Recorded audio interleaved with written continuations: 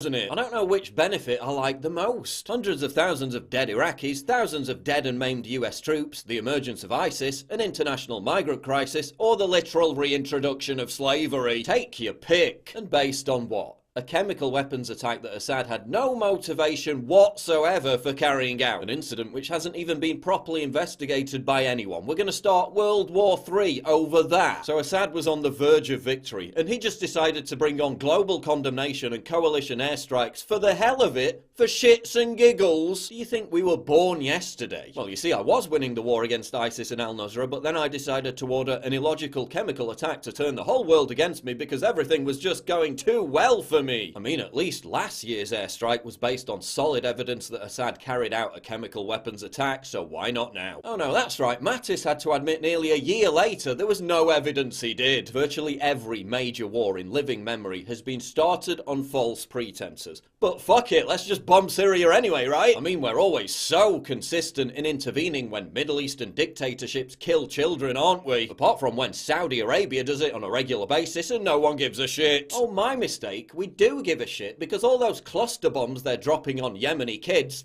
they came from us because we really care about the children. Theresa May cares about the children. I mean, she admits she doesn't know who carried out the chemical weapons attack, but she's just going to bomb Syria anyway. So Parliament's going to get a vote on Brexit, which the British people already voted for, but attacking another country, which is opposed by the clear majority of Brits. No parliamentary vote for that. Fuck democracy, fuck parliament, fuck congressional approval. Let's just declare war by tweets. But Tony Blair says it's a great idea, and we all know his track record on Middle Eastern intervention is exemplary. It concludes that Iraq has chemical and biological weapons, which could be activated within 45 minutes. Yeah, let's listen to that guy. I'm just glad that we still have a strong, righteous, left-wing anti-war movement to speak out against all this. Oh no, that's right, they ditched all that for the far more pressing issues of gender pronouns, shutting down free speech and hating white people. But at least prominent left-wing celebrities are speaking out, right? We cannot afford to lose more Americans in someone else's unwinnable conflict.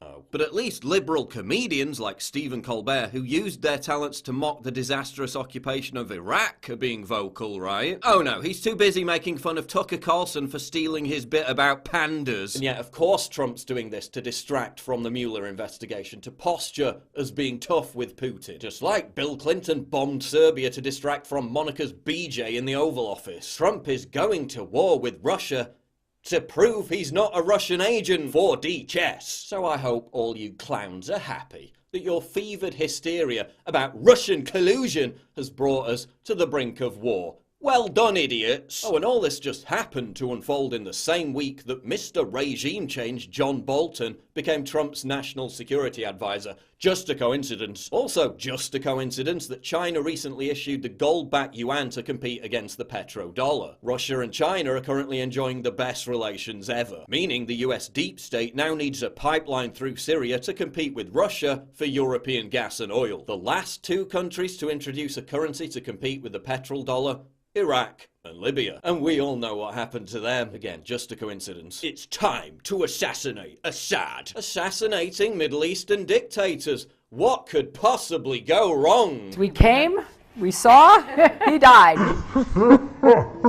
Oh yeah, literally everything. Russian generals are saying we're closer to nuclear war than during the 1962 Cuban Missile Crisis. Russian state TV is telling its citizens what to take to the bomb shelter. American state TV is telling its citizens about Stormy fucking Daniels. Stormy Daniels, Stormy Daniels, Stormy Daniels. Oh yeah, and how are millennials who get PTSD from mean comments on the internet, snowflakes who need puppy cuddle safe spaces when they encounter ideas they don't like, how are they going to cope with a world war?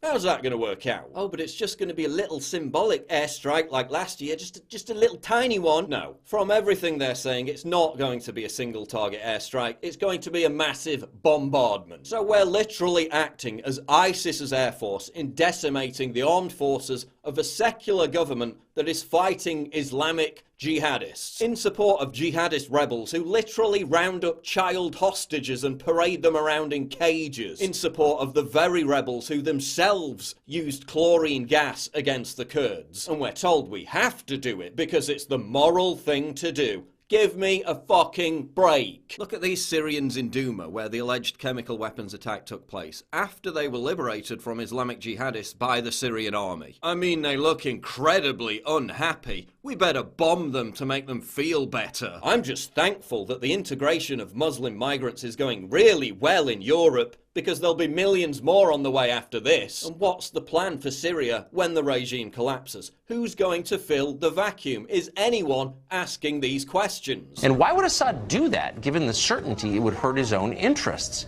And while we're on the subject, by the way, why is a war in Syria a good idea for the United States in the first place? How would it make us safer, happier, more prosperous?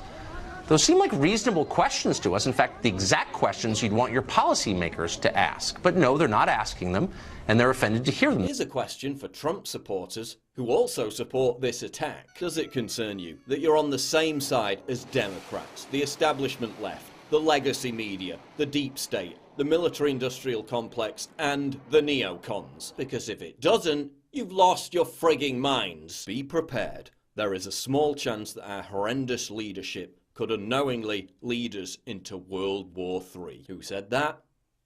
Donald Trump. Do I think this will actually lead to World War III? Probably not. But world wars have been started because of less. We can only pray that there's a slither of hope, that Trump remembers his own warning and walks us back from this awful precipice. That he doesn't let the deep state blackmail him, trick him, manipulate him into starting yet another stupid fucking war.